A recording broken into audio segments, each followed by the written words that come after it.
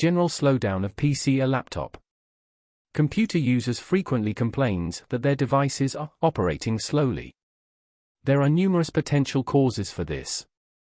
However, it usually refers to how long it takes to start the computer, launch programs, or do anything else.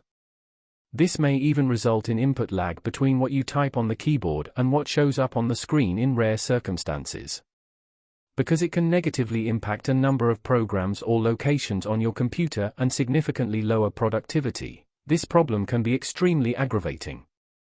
Solution to this problem is 9 times out of 10. A lack of hardware resources or an inefficient allocation of those resources is the primary cause of general PC slowdown.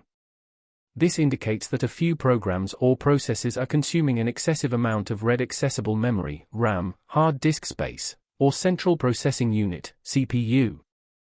What is RAM? Computers store their data in RAM, or random access memory, for quick access. A computer can often handle more data at once the more RAM it has. Consider RAM as a work area. It goes without saying that a large workbench is more comfortable to use than a small tea tray. What is CPU? A central processing unit, sometimes known as a CPU, is a piece of electronic equipment that executes commands from software, enabling a computer or other device to carry out its functions.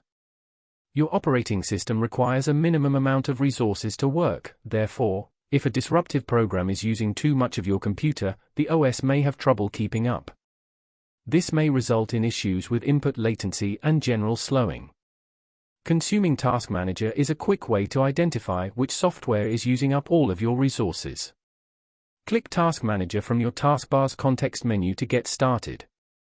There is a tab labeled Performance at the top of the Task Manager window. To find out how much of your computer's resources are being used at once, select this page. Assume that these numbers are at or close to 100%. If so, you can stop unnecessary apps as needed until your computer is operating normally once again.